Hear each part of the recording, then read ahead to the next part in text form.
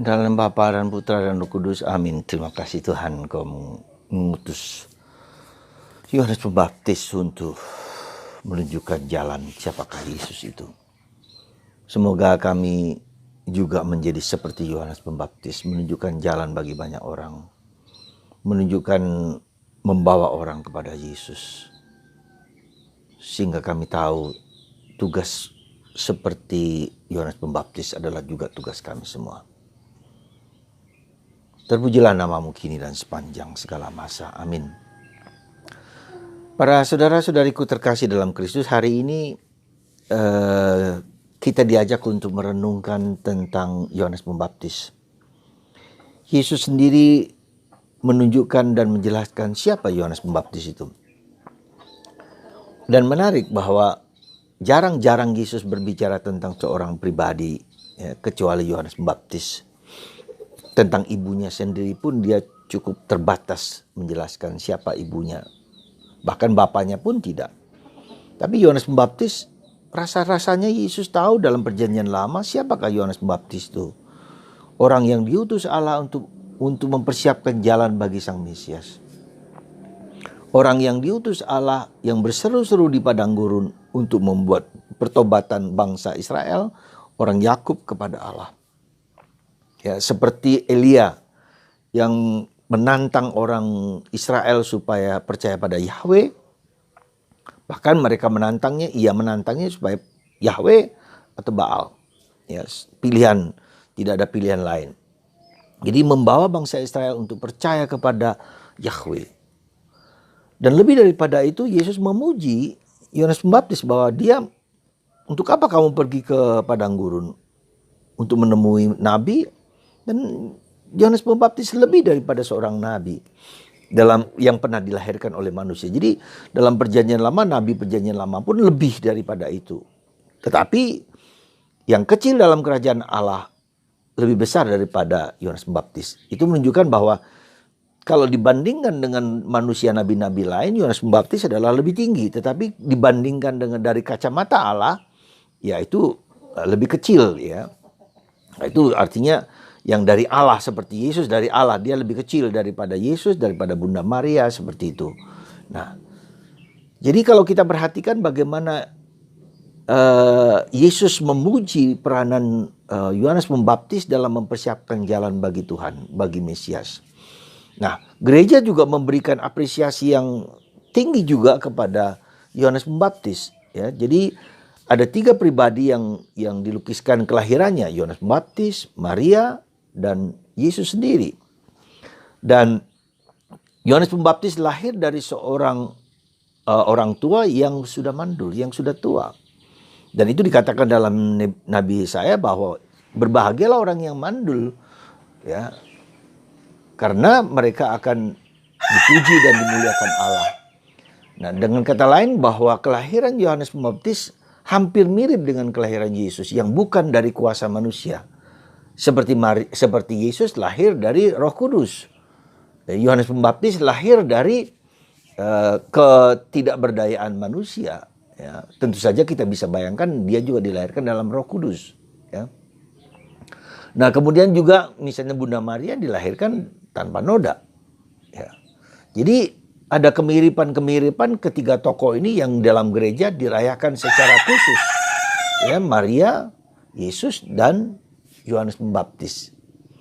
Nah, demikian juga Yohanes dipersiapkan secara khusus, ya, oleh Tuhan dengan mandul ibunya, tetapi tetap melahirkan sehingga membuat kegemparan bagi orang-orang yang melihat kelahiran dari Yohanes Pembaptis. Ketika mau dinamakan Zakarias mengatakan namanya Yohanes. Ya, jadi saudaraku terkasih dalam Kristus, apa yang mau kita sampaikan, kita nyatakan bahwa Yohanes Pembaptis adalah orang nabi besar, ya, dari seluruh perjanjian lama yang mempersiapkan jalan bagi Yesus. Orang yang khusus. Ya, jadi dengan demikian kita lihat bahwa Yohanes Pembaptis maupun Yesus orang yang spesial bagi Allah. Ya, dan untuk kita juga manusia, dan kita menghormati dengan sungguh-sungguh untuk itu.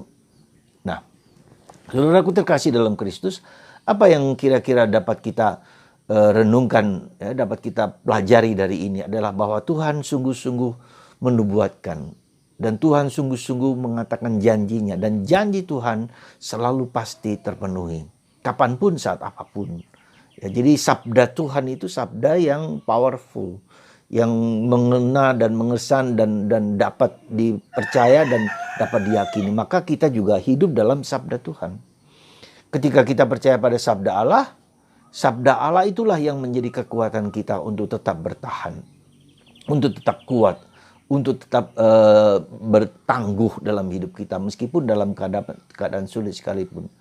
Jadi perjanjian lama merupakan harapan Advent untuk kedatangan Yesus, dan Yohanes Pembandi adalah orang yang secara dekat gitu loh. Jadi perjanjian lama itu kan ribuan tahun. Nah, Yohanes Pembandi mendekati kedatangan Yesus dipersiapkan oleh oleh Yohanes Pembandi. Dan kalau kita perhatikan bagaimana Maria ketika mengandung dan menerima kabar dari malaikat Tuhan dan dia mengatakan ya, maka dia dan dikatakan oleh malaikat Gabriel bahwa saudarimu itu yang di usia tuanya mengandung. Maka Maria bergegas-gegas. Jadi sesuatu yang impossible bagi manusia, tetapi bagi Allah menjadi possible. Dan ini juga sesuatu yang harus kita syukuri, bahwa banyak hal dalam hidup kita, nothing impossible with God. Ya. Jadi kita harus percaya pada kekuatan Allah, gitu. Ya, pada kekuatan Allah. Meskipun lama, meskipun panjang, meskipun sulit, Tuhan dapat dan selalu mungkin bagi Tuhan, bagi kita semua. Jadi tetap berharap dalam kesulitan kita. Kalau kita perhatikan dalam kitab suci perjanjian lama, Yesaya terlebih, ketika bangsa Israel dibuang ke pembuangan, ya, dibuang ke pembuangan dengan situasi yang sangat berat. Tapi saya mengatakan, hai cacing Israel, hai ulat Yakub, percayalah aku ini yang datang menyelamatkan dan menebus kita semua. Ya, nah Yohanes mempersiapkan jalan bagi Tuhan. Maka kita dipanggil, mudah-mudahan Anda dan kita semua dapat mencari satu jiwa bagi Kristus. Ya. Sekali lagi, seandainya setahun sekali Anda semua mendapatkan satu jiwa bagi Kristus, maka surga akan bahagia. Atau lebih tepat juga membawa Kristus kepada orang lain. Mau percaya atau tidak percaya itu urusan kita semua. Jadi tugas misi Yohanes Pembandi adalah tugas kita semua. Itu yang pertama. Yang kedua, bahwa kita percaya sekali lagi akan janji-janji Tuhan. Perjalanan hidup Yohanes hampir mirip dengan perjalanan hidup Yesus sendiri. Yohanes ya, dipenggal kepalanya karena dia sudah populer. Raja takut kalau dia nanti populer, maka semua akan datang kepada dia dan akan memberontak. Maka lebih baik dihabisi saja. Demikian juga dengan Yesus. Secara politik, Yesus juga diperlakukan begitu. Ya. Maka diperlakukan dengan kejam karena nanti orang percaya kepada dia. Jadi saudaraku terkasih, perjalanan hidup kita adalah perjalanan seperti Yesus. Perjalanan seperti Bunda Maria. Perjalanan seperti Yohanes Pembandi. Semoga kita tetap kuat tabah di dalam menghadapi saat-saat yang tidak mudah. Tapi Tuhan mengatakan, aku ini pencipta langit dan bumi yang akan menguatkan Anda semua. Jangan takut.